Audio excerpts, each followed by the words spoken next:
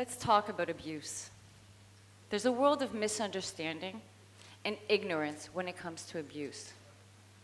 Why does she stay?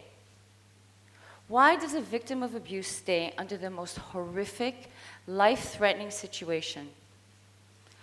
Why doesn't she just leave? Why did I not leave? Between the ages of 23 and 28, I was in an abusive relationship. And if you had asked me then to give it a name, abuse never would have come to mind. You see, in my mind, I thought abused women were uneducated, low-income families, and that some sort of abuse was involved in the equation. I graduated college with honors. My parents, so I came from an upper middle-class family. And my abuser, whether he was using a substance or not, was still physically abusive, emotionally abusive, sexually abusive, psychologically abusive. Before I begin my story, I'd like to draw your attention to the screen. Psychotherapist Lenore Walker came up with this theory. She interviewed 1,500 victims of abuse in the late 1970s, and she came up with this theory, and it's called the cycle of abuse. It begins in the tension-building phase. That's where the humiliation begins. The victim may attempt to control the situation by keeping the abuser calm and literally walking on eggshells. The second phase is the incident, the violent, the outbreak. It doesn't necessarily have to be physical. It could be emotional. There's a thing as emotional abuse. It's brainwashing, and it's making the victim believe that she is in danger, not worthy, and useless. After this incident is the honeymoon phase. Now, the honeymoon phase, as it says, the victim responds, the abuser feels remorse, feels shame, and begs for forgiveness. The victim, this is the stage where she normally decides to stay. And I'll tell you why. Because I know she has her power back. In the middle of all this, you'll see denial. And we are not talking about denial in Egypt. We're talking about denial, about the elephant in the room that is sitting on my face, and I'm pretending everything's fine.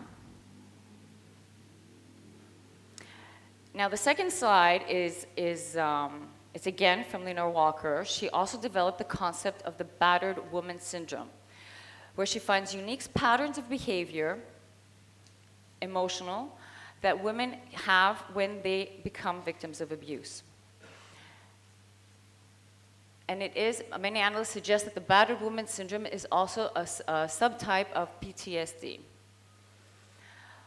So I will refer to my abuser as Romeo. And the reason I chose Romeo is because it represents the kind of love I believed in. The kind of love that I saw on television and in movies and I read about. The kind of love that he would die for me and I would die for him.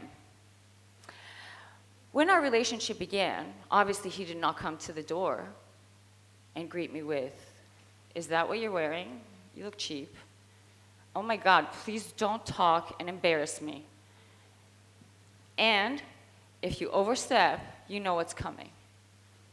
That's not how it started. It started with romance and love, and he hit hard and he hit fast, because that's what abusers do.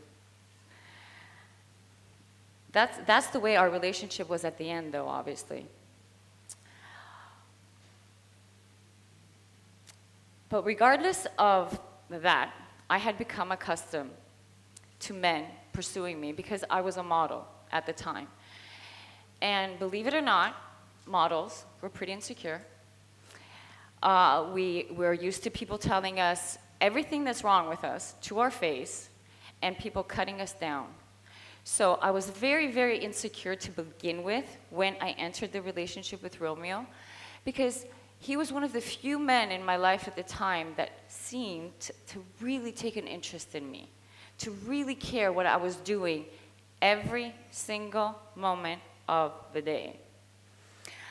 I remember at the beginning of our relationship, a model, another model asked me to go out of town to model with her. And I asked him, and mind you, at the time, Romeo was very generous, and he gave me many gifts.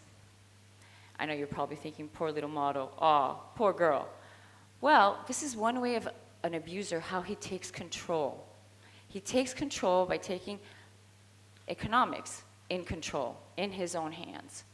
So when I was asked to go model at a fashion show outside of Athens, my abuser started crying and begging me not to go. Please don't go. I'm gonna lose you, and if I lose you, I'll die. And me, being a codependent and having problems with boundaries and generally having an allergy to the word no, obviously, I said no. How can I upset the man that I love? How can I do that?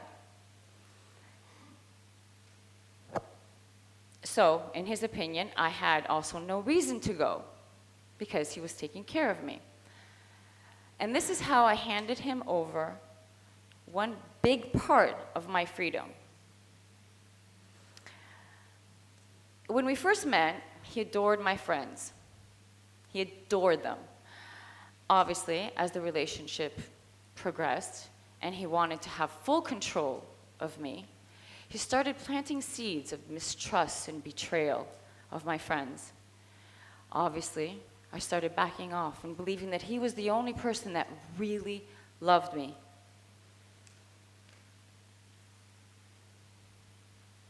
Eventually, by this time, I am economically, emotionally dependent on him.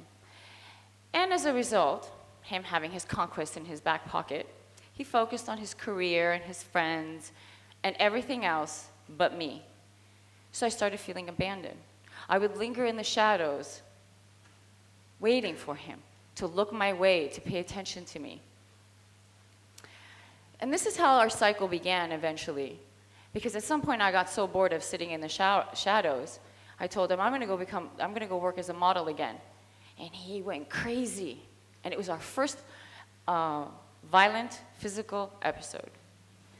He showed remorse right away, begged and cried for my forgiveness, and I had my power back. I had his attention back.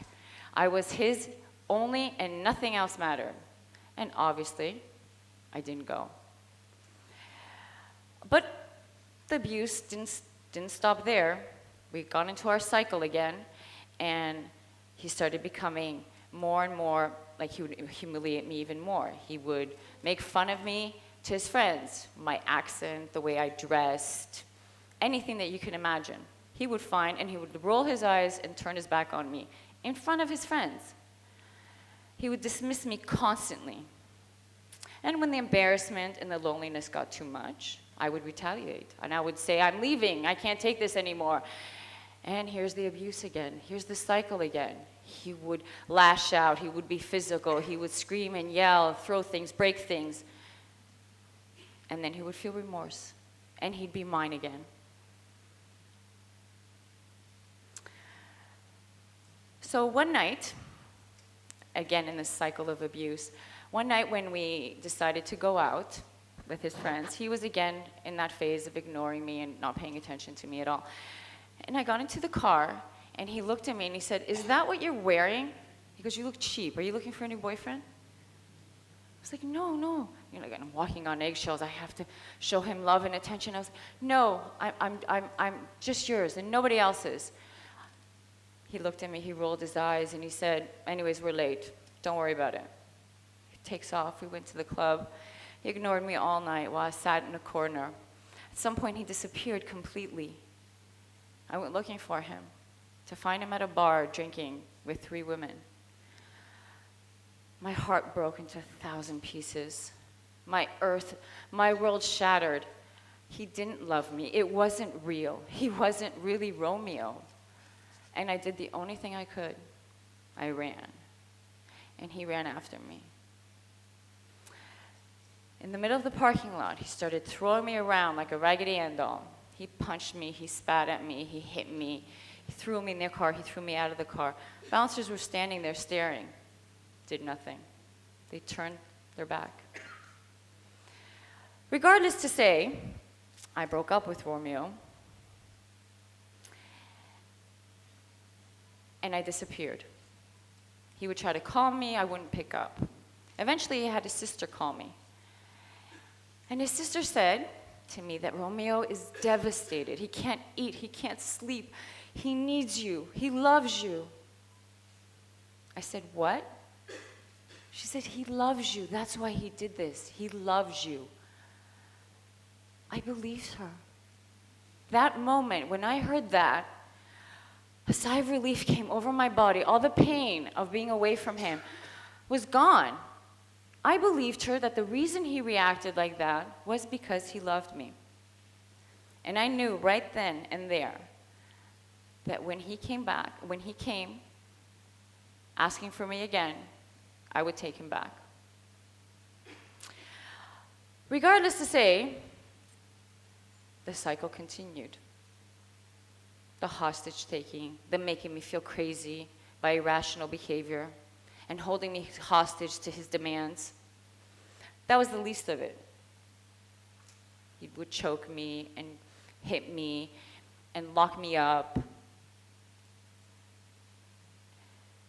I would wake up every morning and I would wonder, what kind of mood is he going to be in today? Is he going to be in a good mood? Are we going to have a good day? Or is he going to be cranky? And I'm the one to blame for the red light that's caught us or that the weather is bad. What kind of day are we going to have today? Obviously, this continued on and on. But the honeymoon phase became shorter and shorter to the point it didn't exist anymore. I eventually found out from one of his dear, dear friends, who probably pitied me. I probably looked really desperate, and told me that Romeo had many, many, many girlfriends. And it was exactly what I needed to hear to walk away. Maybe a few months went by. Oh, I forgot to mention, he let me walk away. He was probably so completely bored of me. A few months went by, and I decided to start being social. I started going out. Romeo heard. Athens is small. And he came knocking on my door. I made the huge mistake of opening the door. And to be honest, to this day, the events of that evening are still a blur to me. What I do recall is at some point in our struggles, he took a knife and he had put it through my throat and said, if I can't have you, no one will. And then he lifted the knife up and he came down. I thought, this is it. I'm going to die. This is it. My life is over. He hit the couch. Somehow, I remember he grabbed me, threw me outside, my sandals in the middle of the street, put me in his car and started driving like a madman up towards the mountaintop and saying, I am going to kill you tonight. You are dying. If I can't have you, no one will.